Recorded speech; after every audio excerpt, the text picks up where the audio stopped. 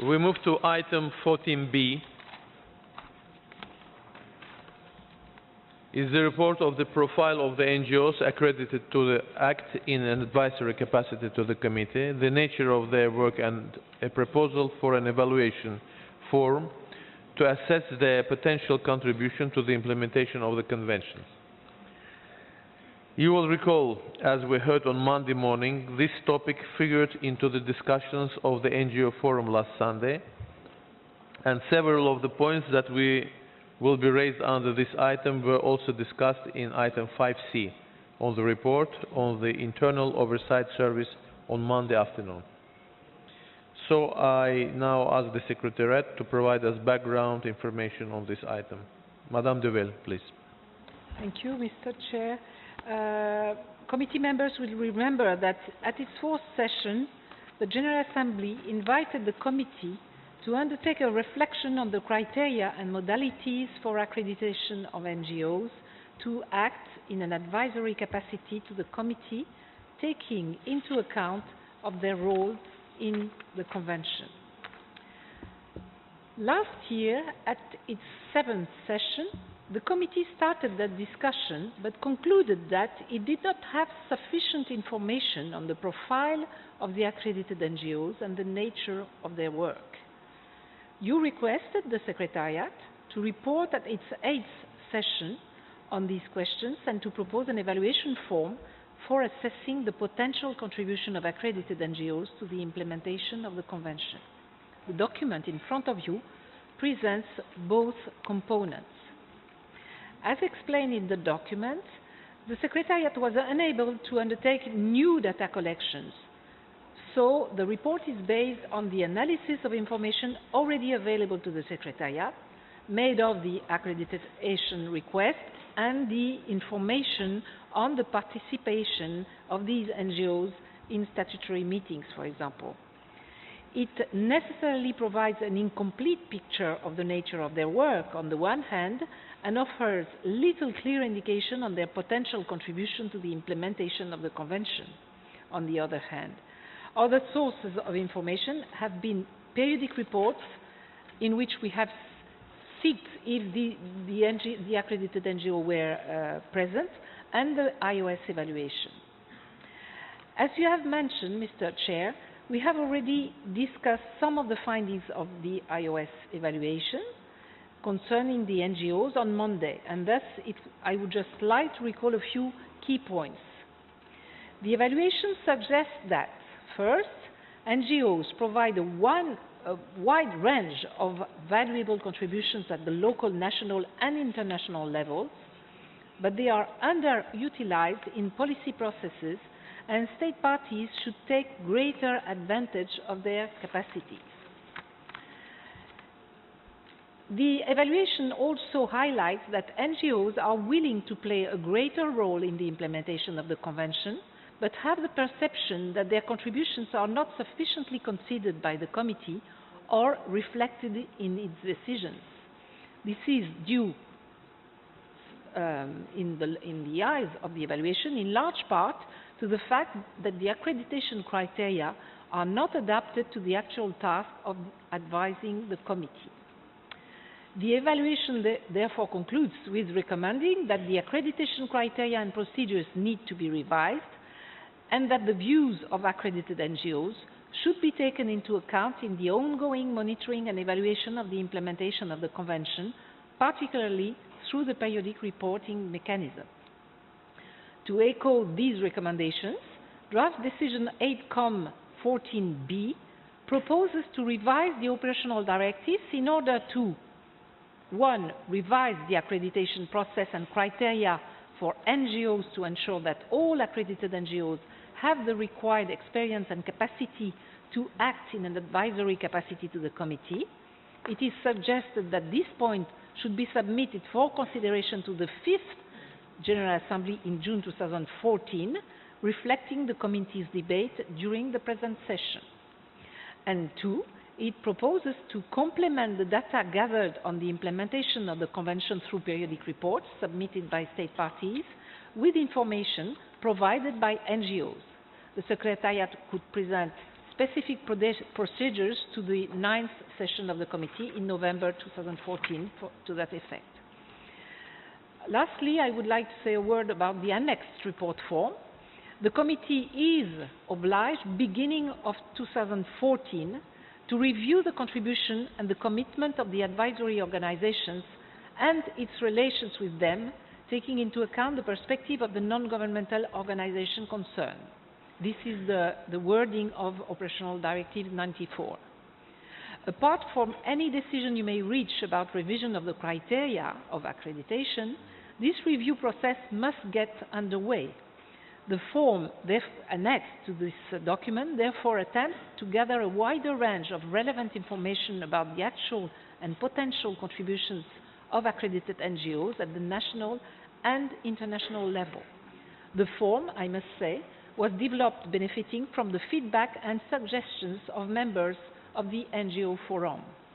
The form could be finalized by the Secretariat after your debates and, if need be, after the General Assembly. Thank you.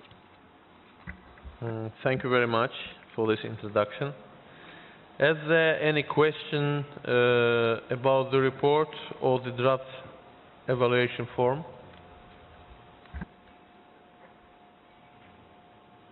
Belgium, please.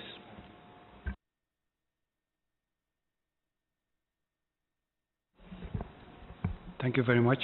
We would like to thank the Secretariat for the preliminary report. We understand, as mentioned in point 3 on page 2, that the Secretariat was not in a position to carry out a full survey, but the result is already very interesting, and we also looked at the form.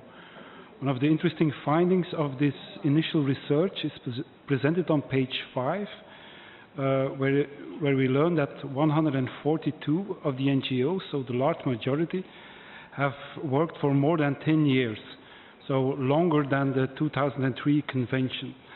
And it would be very interesting to have a set of questions to know if and how the 2003 convention and the successive versions of the operation directives have influenced or affected their working methods, their range of activities, and their vocabulary.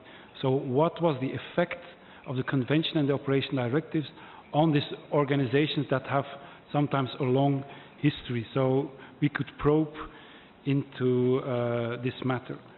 A second point, in the draft report for the NGOs to fill in, there's point D, participation in the work of the Intergovernmental Committee. And if we look at the questions D1 and D2, the answers can actually already be filled in by the Secretariat just by consulting the reports of each meeting of the Intergovernmental Committee. So perhaps it's more interesting to replace them, one by asking a question, did they participate in the NGO forum? And a second question is one we already mentioned in Paris last year, referring to Operational Directives paragraph 96, where it is stated that accredited NGOs shall have advisory functions and that they can be invited by the committee to provide it inter alia with reports of evaluation. And last year we really stressed that word inter alia. And it would be a good idea to here invite NGOs to elaborate on how they see potential other functions and help they could provide the committee with in their work. So just ask the question to the NGOs what that word inter alia could mean according to them. Thank you very much. Thank you. Other comments? Questions? Latvia, please. Latvia. Thank you. Latvia also would like to welcome very much the efforts and analysis carried out by the Secretariat to assess the profile and involvement of non-governmental organizations within the implementation of the Convention.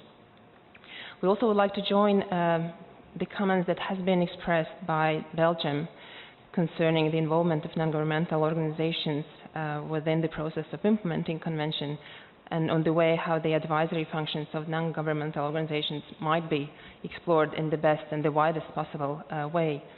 We also would like to draw the attention of the committee on the annex that has been proposed, and namely the draft report of the non-governmental organizations to be submitted 4 years after the accreditation has been taken place. We particularly welcome the Part D that has been elaborated and proposed in this annex. And we also would like to join what has been said by distinguished delegates of Belgium, that namely Parts D1 and D2 definitely could be already answered by the information that should be within Secretariat. What we would like to draw your attention to is namely the other part of this, and D3, D4, D5, D6, D7. We really welcome the questions that are expressed here, but we also consider that these questions are very important to be asked at the very beginning of the process of accreditation.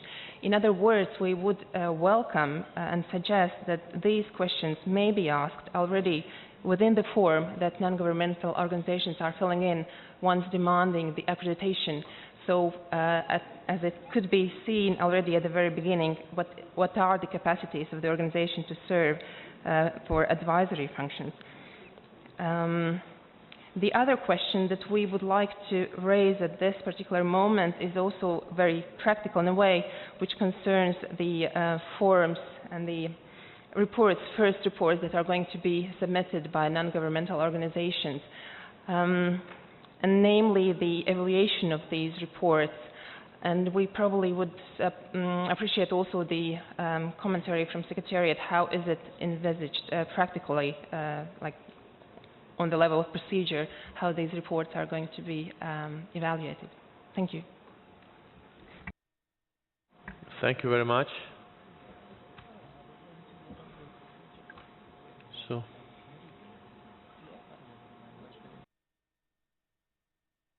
Monsieur Président, s'il vous plaît, vous répondez.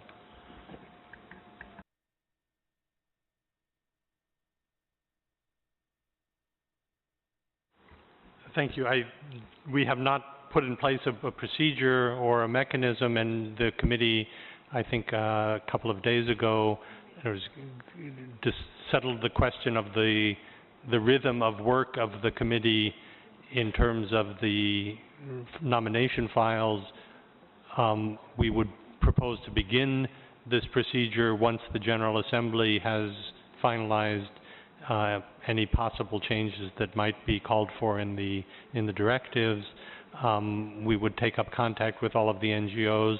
I could say that we would pre-fill certain sections of the form. As you've rightly mentioned, the participation in previous meetings is already registered in our databases. We would pre-fill that for the convenience of the NGO while trying just to gather all of the information at once. And then in the past, the initial evaluation of the conformity of the NGO with the request from an NGO for accreditation has been entrusted to the Secretariat.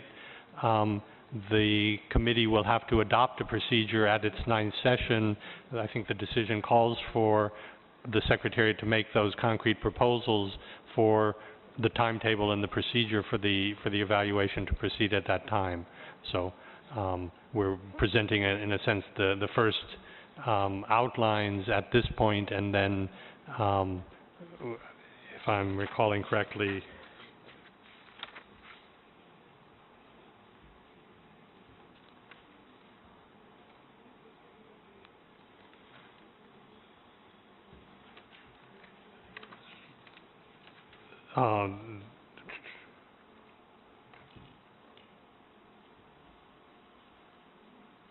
no, but we would need to wait in any case for the General Assembly before finalizing the form, and then begin to apply it to the NGOs that were initially accredited by the General Assembly in 2010.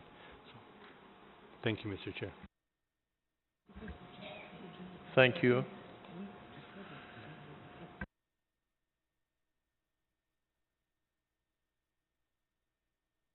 I understand, but NGOs want to take the floor. I saw NGO wants to make intervention. Please introduce yourself. We don't see from here. This is Ananya Bhattacharya. I'm speaking on behalf of NGO Forum. Members of NGO Forum have been closely following and actively participating in the proceedings, and we are happy at the recognition of the greater role of NGOs as advisor and in the committee and also in the implementation. We recall the decision of 16B at 7Com that acknowledges important contribution of NGOs worldwide to the implementation of the Convention at all levels, and in 8Com this process has been affirmed. We understand that the evaluation procedure will be reviewed, but we would like to reiterate that NGOs in different regions are playing a key role in implementing the Convention in partnership with the state parties and the communities, and some recognition to their numerous activities helps in greater motivation as well as strengthening of the efforts of safeguarding ICH. Thank you. Thank you. No other comments? Grenada. Thank you, Mr. Chairman. It's just a practical remark and clarification. I've heard the two delegations asking to replace D1 and D2 by other information. I think that other information should be added to D1 and D2 and not replacing them, because it's true that the Secretariat has the list of participants to all committees, but to look for the information takes time. They have to go through all the committees' meetings, participation, and then it is easier to check the information given by the NGO than to look for it. So I would like to propose to add any information to D1 and T2 without deleting it. Thank you. Thank you. So there is a sense, of course. So can we proceed to the decision as it is proposed by the Secretariat in the whole, or should we go paragraph by paragraph? I think the form will be approved in general at the General Assembly, yes? It will be like that. Am I correct? Yes. Please. But unfortunately, there is an electricity problem on the Baku, and so we cannot put on the screen the draft decision because we have to.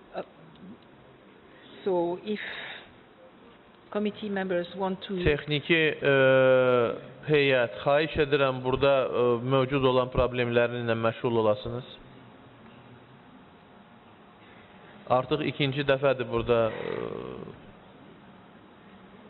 işıqda problemlər mövcuddur. Xahiş edirəm.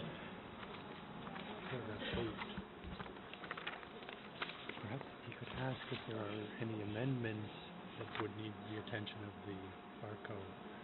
If not, we could just simply say that paragraph 8 will be revised in line of their previous decision under 5. Sekretariat mətni çıxarda bilmir. Mətni çıxarda bilmir ekrana. Ona görə xahiş edirəm, burada işığın kəsilməsi ilə bağlı məşğul olun.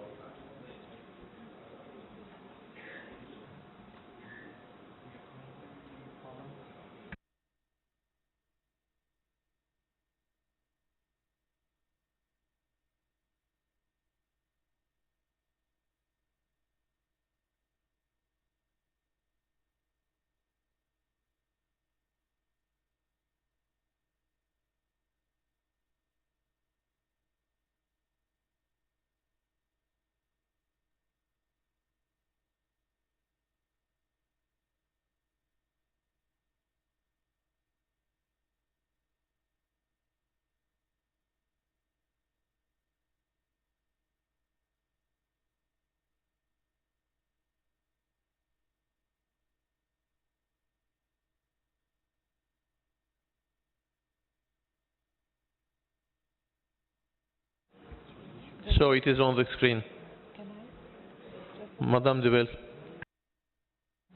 Yes, just to suggest that at paragraph 8, you align the wording of your paragraph with the wording you adopted in 5C, in decision 5C. It's exactly the same paragraph, and so in order to align the wording, we propose just to amend this paragraph 8.